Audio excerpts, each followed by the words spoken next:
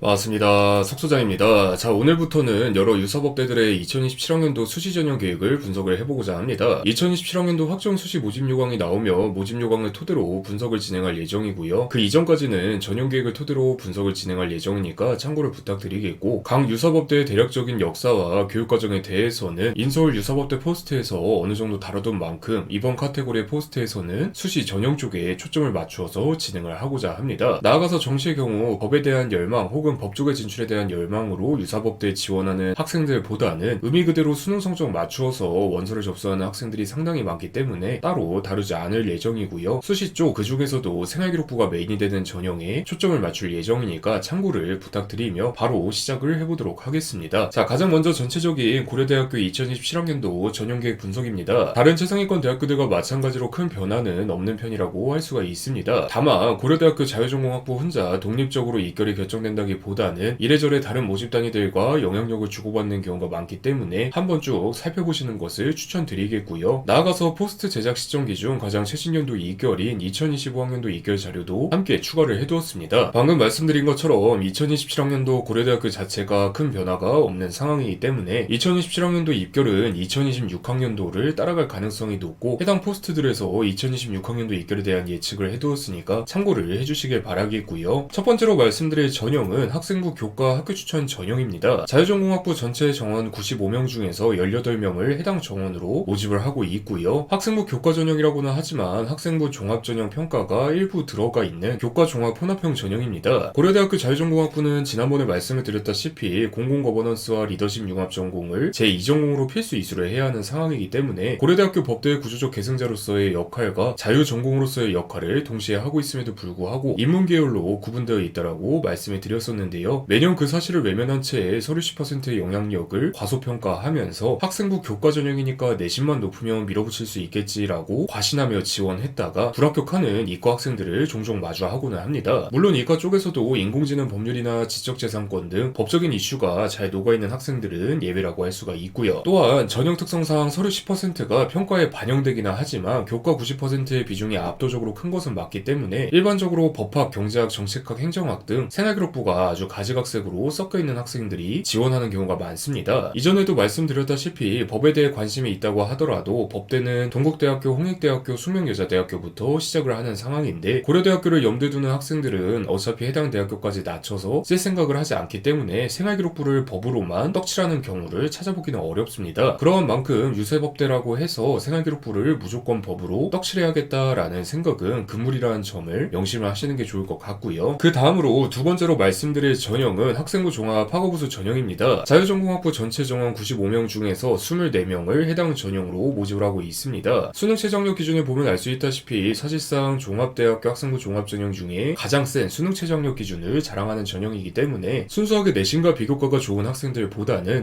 이 정도 내신과 이 정도 생활기록부로 합격을과 같은 상황의 학생들이 많이 발생하는 전형입니다. 오늘 키워드인 고려대학교 자유전공학부 역시 똑같이 해당을 하는 사항이라고 할 수가 있고요. 한 가지 참고하셔야 되는 사항은 고려대학교 자유전공학부의 경우 다른 모집 단위들과 다르게 학생부 종합 계열적합 전형으로 학생들을 모집하지 않는다는 점입니다. 아무래도 입학 시점에서 얼마나 탐구적 깊이를 갖고 있는지 보다는 리트 점수를 얼마나 잘 받을 수 있을지, 공무원 시험 등에 얼마나 빠르게 합격을 할 수 있을지 등 정량적인 잠재력이 매우 중요하다고 자체적으로 판단했기 때문이 아닐까 싶습니다. 학생부 종합 계열적합 전형은 수능 최저학력 기준이 없는 만큼 이러한 정량적인 잠재력을 확보하기가 어렵기 때문에 그 인원을 학생부 교과 학교 추천 전형과 학생부 종합 학업우수 전형에 배정해서 선발하는 것이라고 이해를 하시면 쉬운데요. 학생부 교과 학교 추천 전형은 내신이라는 정량적인 잠재력을, 학생부 종합 학업우수 전형은 수능이라는 정량적인 잠재력을 갖고 있는 학생들을 선발할 수 있기 때문입니다. 그러한 만큼 고려대학교 자유전공학부를 지망하는 학생들은 내신과 비교과에 올인을 한다기보다는 내신, 비교과, 수능 최저학력 기준에 골고루 분배를 하는 것이 중요하다는 점을 꼭 기억을 해주셔야만 하고요. 나아가서 실제로도 고려대학교 자유전공학부를 목표로 솔루션을 진행하는 학생들 모두 비교과는 로드워 측에 맡기고 수능 최저학력 기준에 일찌감치 집중하는 학생들이 많다는 점도 참고를 부탁드리겠습니다. 자, 그리고 위에 두 주요 전형 이외에는 학생부 종합 고른기회 전형 5명, 논술